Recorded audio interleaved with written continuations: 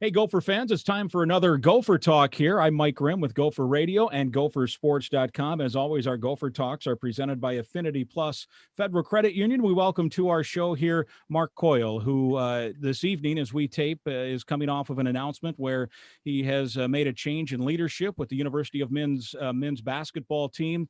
Not, I'm sure, a fun day, but yet also some excitement and some anticipation as to what the future holds. Mark, kind of take us through what your day was like today.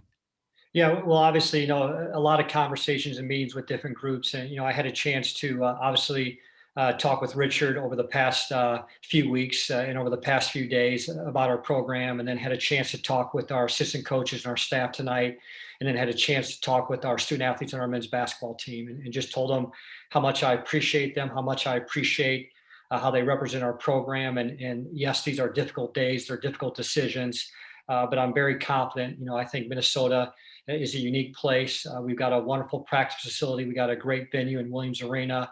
We have wonderful fans, and we feel like we've got great young men that represent our basketball program day in and day out. So we look forward to starting our search to find the next right coach for the University of Minnesota. Several questions relating to where we got here today. First of all, in the short term between now and then whenever the new coach is hired, how will the program be run? Who will be in charge, and what's the staff look like? Yeah, well, obviously, we've asked Ed Conroy, one of our assistant coaches, to continue to work with us during this transitional period, along with Ryan Livingston, who's our director of basketball operations, and they'll continue to work with us during this interim period. And Mike, you've heard me talk about this before. Anytime you go through a coaching search, it feels like an eternity for the student athletes. I mean, it's very hard for them because they were recruited by Coach Pitino and that staff, and when you go through a change like this, it's going to feel like it takes a long time. And as I share with them, we're going to try to be very efficient. We're going to try to continue to make the next best right decision as we work our way through this process. And again, we're very excited about what we can offer people at Minnesota, and we'll move as quickly and as efficiently as we can to find the next best person for this program to lead our great young men in this program. What was their reaction? Did they have expressed feedback to you in relation to where the situation is today? Mike, they're a mature group of young men, and they listened to the information. They took it all in. As you know, I give my cell number out to every student athlete, to every person I work with, and they all have my cell number. And I encourage them to reach out to me with any questions or comments once they had a chance to soak in the information. Julie Manning, who is our deputy athletics director and our sport administrator for men's basketball, was on the call with me, along with Coach Conroy and Ryan Livingston and Coach Feldy, our strength coach. So again, they did a lot of listening tonight, and I told them that we'll do our best to keep them updated as we go through this process. You mentioned the difficulty whenever you have to do this, and you've had to release coaches in all of your jobs, I would think, as athletic director.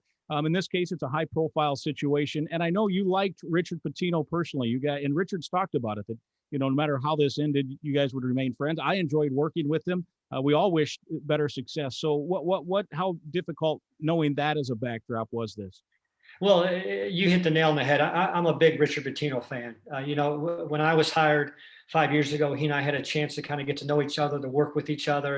And you've heard me say this many times. I think people would be shocked about our conversations. Rarely was it about basketball.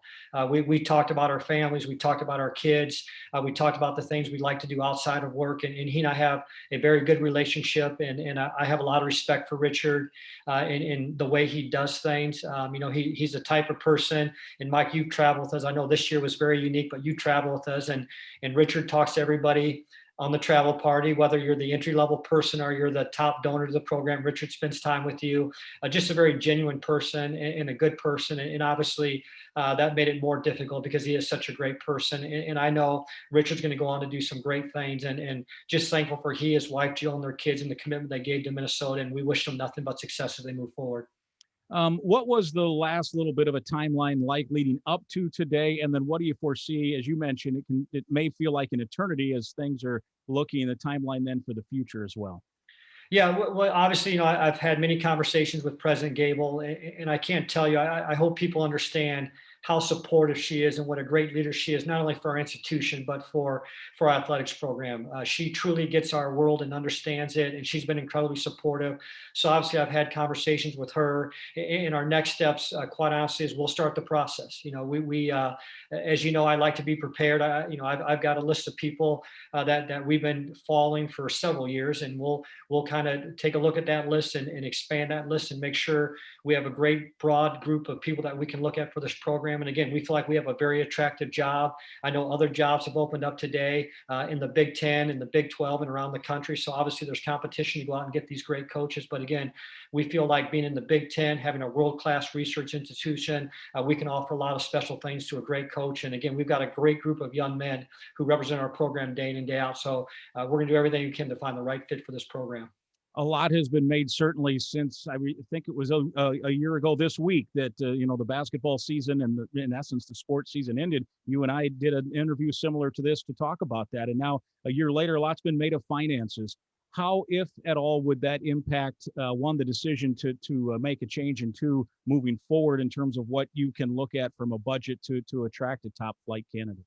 Yeah, again, there's no doubt, all athletic programs, and whether it's Minnesota or anybody in the Big Ten or across the country, we all are facing, strong financial headwinds. And I can tell you, again, working closely with President Gable, with our campus, and Tim McClear, our CFO in athletics, we feel like we can make this move. We'll be very strategic in how we make this move, and we feel like we'll be able to, again, work our way through this process and get the right fit for Minnesota and be very competitive in our salary and how we move forward.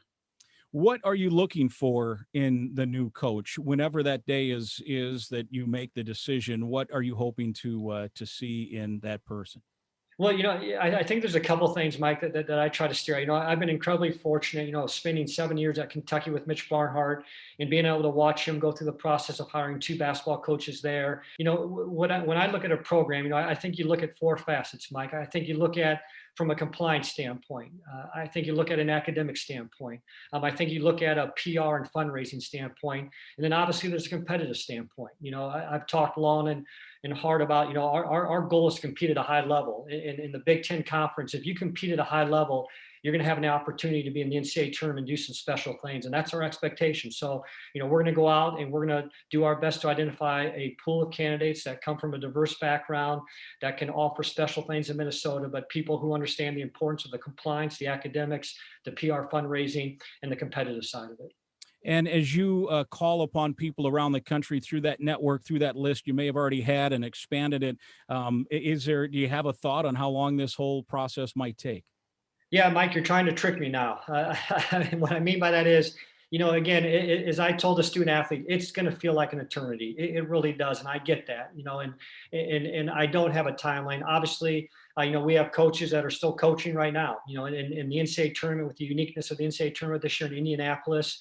The dates are actually pushed back a little bit. I think the first round games are on Friday, Saturday, then Sunday, Monday, that type of thing, where we're used to the game starting on Tuesday and then going on Thursday. So, again, we're going to be respectful of those coaches that are still coaching and be mindful of what they're trying to do with their programs. But again, we will move as quickly and as efficiently as possible to identify a diverse group of coaches that we can look at, visit with, and again, find the best fit for Minnesota. And again, I don't mean to repeat myself. I think it's incredibly important that we just keep making the next best right decision. And that's what we're going to try to do each step of this process. A lot of times we hear from Gopher fans, is it going to be somebody with local ties? And how important is recruiting locally? How much will that factor in, do you think, in your search? Well, Mike, you and I've talked about this many times. I mean, if you can lock home your state and own your state in recruiting, that's a huge, huge step for any program. And so obviously, I think Minnesota is such a special place and a unique place, and people who have an understanding or familiarity with is awesome. But again, the type of coaches that we're targeting, they've been at a high level, and they've been able to see basketball, as they work their way up and as they work through their process. So again, we will be very broad-based when we look at these coaches. And again, if they have local connections, awesome. But again, we want to find the best fit for Minnesota and keep doing the next best right thing for our program. All right. Well, very good. Good luck with the next handful of weeks. I know it'll be busy for you, and all of Gold Country is now waiting with some anticipation and some excitement to what the future holds. All right. Thanks so much, Mike. We appreciate you, and go Gophers. All right. Very good. He's the athletic director of the University of Minnesota, Mark Coyle, and our Gopher Talk is presented by Affinity Plus Federal Credit Union. So long, Gopher fans.